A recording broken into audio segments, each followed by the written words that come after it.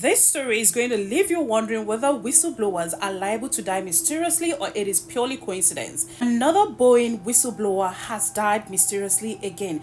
Barely 2 months after the first whistleblower, 62 years old John Burnett, died under mysterious and questionable circumstances. The question is, what exactly is happening? Is there a can of worms that Boeing is determined to keep covered? This question and many more, many people are asking, but it appears there are no answers. Even though so many believe that the answers are widely available for anyone who cares to see. So just like John Burnett, 45 years old Joshua Dean was a former quality auditor for Boeing supplier Spirit Aerosystem.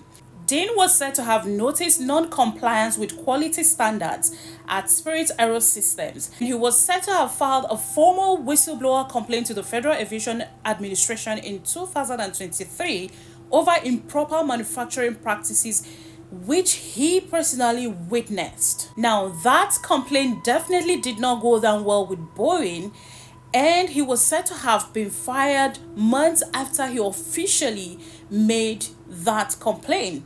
Now, you may be tempted to ask, what exactly were the causes of death for the two Boeing whistleblowers? The cause of death for Dean is said to be an infection that spread so fast to other parts of the body. He was said to have had difficulty breathing and was taken to the hospital, tested positive to pneumonia and MRSA staph infection.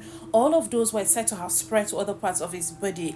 And in 2 weeks, other parts of his body were said to have turned black. Before his death, the doctors were considering amputating his hands and legs, not forgetting to mention that he suffered a stroke within 2 weeks. All this within 2 weeks. Even the doctors attested that they had never seen anything like his case. Now that makes it even more suspicious. Was he really sick? Or was he poisoned?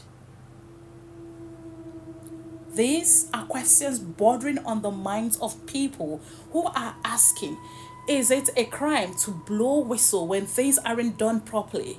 Is it a crime to call the attention of the public when the mighty companies fail to comply with the required standards, especially when the lives of people are compromised in the process, which appears to be the case of Boeing? Now, in the case of John Burnett, 62 years old, was said to have worked with Boeing for 32 years until his retirement in 2017. And just like Joshua Dean, he was said to have raised concerns about the company's production standard. Now, even though Burnett retired in 2017, he was determined to expose all the rot that he had discovered in the company during his 32 years of service with that company. It was said to have continued pursuing a legal battle against Boeing, accusing the company of harming his career and denigrating his character in response to the safety concerns that he had raised against them. And he had followed that legal battle towards the end. He was said to have come close to a conclusion and was excited about it. Burnett was in Charleston, South Carolina before the ugly incident befell him. And even though the public has been made to believe that Burnett unalived himself on the 9th of March 2024 in the hotel parking lot inside his truck, his family friends do not buy into that story because they claim that he loved life so much to do that. He loved his brothers, his family so much to put them through the pains that they have passed through in less than 2 months that he passed away. And just like I said in the beginning of this video, so many people have raised so much questions, many unanswered. Many of those people believe that the answers are glaring for those who care to see. A lot of people believe that Boeing is determined to bury these concerns. They believe it's going to ruin their reputation. Their competitors may pick it up and use it against them.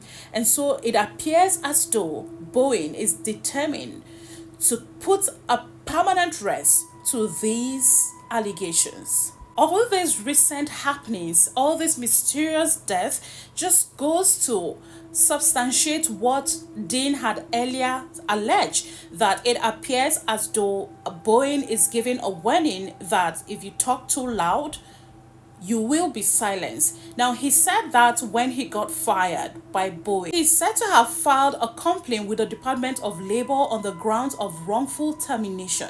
Dane strongly believed that Boeing fired him because of all the expose that he's made about the non-conformity with the standards of productions. And he alleged that it appears he is being warned, as well as every other person being warned, that if you're too loud, you would be silenced. Now, with all these occurrences, how many people will be as bold, as daring to take the risk of blowing whistle on companies as huge as Boeing? All I can say is that this does not look good. The optics do not look good. It just reeks of corruption, and I just hope that Dean and Burnett would not have died for nothing, that the proper channels of investigations will be followed and followed through to the latter. But then I'm wondering, who will ensure that these investigations are carried out to the latter and transparently? I sincerely hope that the death of Burnett and Dane will not put an end to investigation into the conformity of the standards of these companies. I mean, we're talking about lives. People's lives are at risk on a daily. So we shouldn't forget that. And I just hope that there will be many more people who would be as bold to carry on with these investigation. Let the fight, the struggle of Burnett and Dean not be in vain, and may their souls rest in peace. If you've watched the story thus far, I would love to know what you think about these whistleblowers who both died mysteriously within the space of barely 2 months. Do you think that something is fishy? Do you think that Boeing has questions to answer, or do you think this is purely coincidence? Let me know your thoughts in the comment section. I would also love to know your thoughts on what you think generally about whistleblowing. Do you think it is worth the risk involved, whether in America, in Nigeria, or any part of the world at all? Let me know your thoughts in the comment section. So guys, if you're seeing my video for the very first time, do also follow my page for more videos. I've got a lot more in stock just for you.